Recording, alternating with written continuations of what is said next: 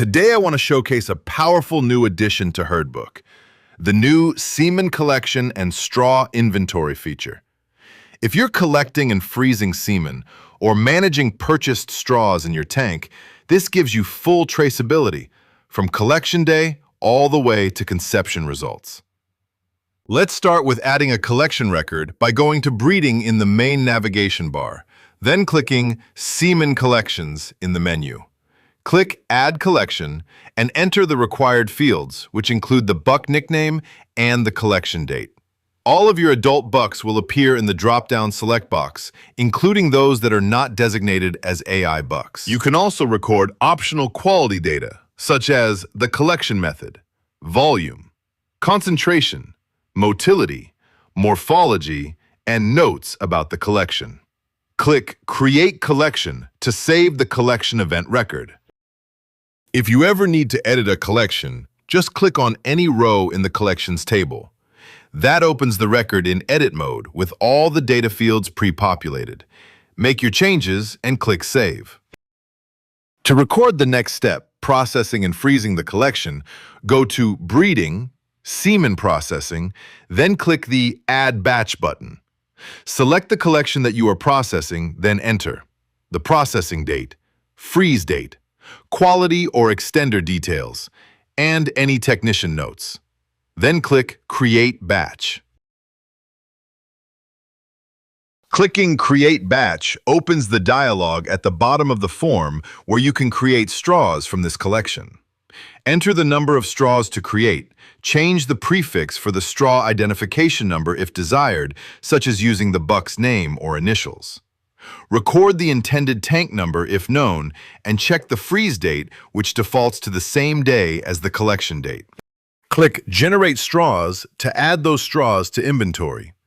From here, you can generate more straws from this batch, or click the Update Batch button to record the processing and return to the processing page to review the entries or add another processing record. View and edit your straw inventory by clicking Breeding in the main navigation bar, then Straw Inventory in the drop-down menu. Here you can filter by straw ID, buck name, status, tank, collection, batch, or freeze year.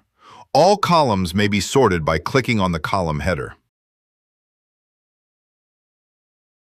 Straws may be edited individually by clicking on each row in the straw inventory table, but most commonly, multiple straws will be handled by cane or by goblet. The bulk move or discard panels save time by allowing handling of multiple straws at once. For example, straws are usually stored in goblets in quantities of 5 per goblet, 2 goblets per cane. For demonstration purposes, we'll add 5 of the straws from Jimmy's collection to goblet 1 of 2 in tank 1 of 2. Here, I've selected 5 of the straws from the batch collected on February 13 by clicking their checkboxes, and we'll store them in tank 1, canister 1, and goblet 1 in the cane with the red-colored label and Jimmy's name. This is about all there is room for on the cane label. Click Apply Bulk Move to record the new storage location for those straws, and scroll down in the table to review the entries. Entries may be edited by changing the selections in the Bulk Move panel and clicking Apply Bulk Move again. The bulk discard works pretty much the same way. Select those straws to be discarded, enter a reason for the discard, which is required, and click the Apply Bulk Discard button. Those straws will no longer be shown in inventory or available for breeding. Careful, this process cannot be reversed. To use a straw for breeding, go to Breeding, then click Add Mating Record in the drop-down menu. Select a buck with semen straws available and select one of the AI methods in the method drop-down. This will expose the select for the semen straw. Only those straws available for use will appear in the drop-down. Complete the rest of the mating record as usual. The doe name is required. The remaining fields are optional but useful for other features in the app. Click Save to record the mating record. This will remove that straw from inventory and it will be unavailable for future breedings. If multiple straws are used for a single mating, record this in the notes and return to the straw inventory to mark the additional straws as used.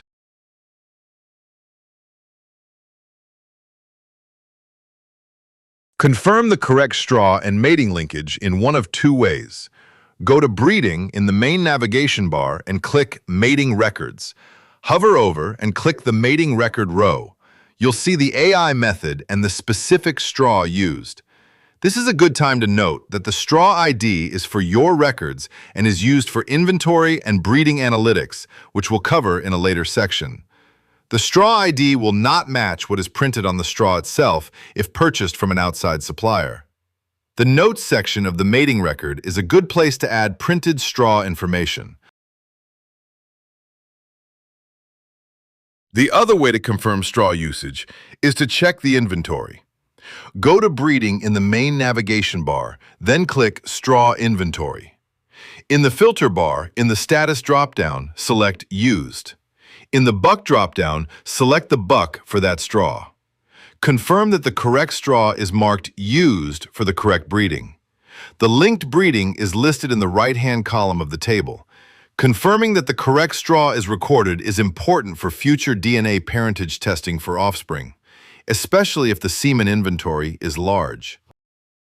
If you do need to change the straw for a breeding, it should be done from the mating record to maintain the correct linkage. Go to Breeding, then Mating Records. Hover over and click the mating row. Change the straw in the semen straw field to the correct straw ID. Click Save.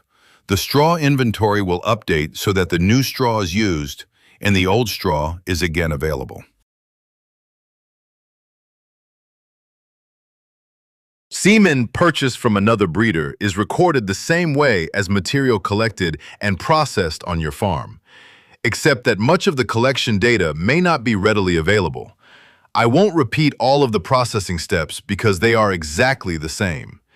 You will need to add the buck to your herd roster in order to add the semen to inventory, so I'll review that process now. To add an AI buck to your herd, click Goats in the main navigation bar, then Add Goat in the drop-down menu.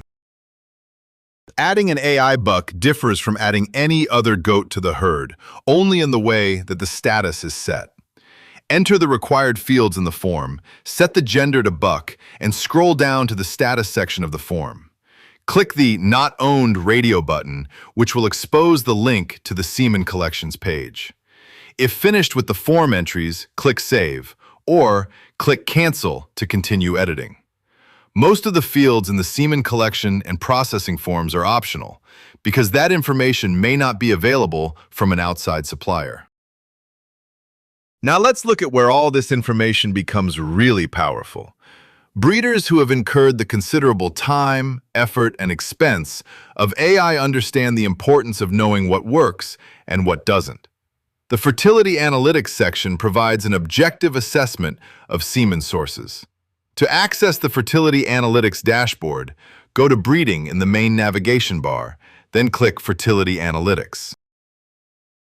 This page lets you analyze reproductive performance based on semen source, quality, and timing of collection. For example, one could ask the question, what is the lowest acceptable sperm motility I should accept for purchased semen? The motility versus conception rate graph, along with the conception rate by supplier, could answer that question. Filter by buck, collection, freeze date, and mating date range to drill down even further. We're especially proud to introduce this new addition to the HerdBook toolset. This feature isn't just about organization, it's about traceability and long-term breeding insight. From collection, to freezing, to tank organization, to mating record, to fertility analytics, everything stays connected. As always, HerdBook is built to make serious record-keeping and management practical for real farms. Thanks for watching, and I'll see you in the next walkthrough.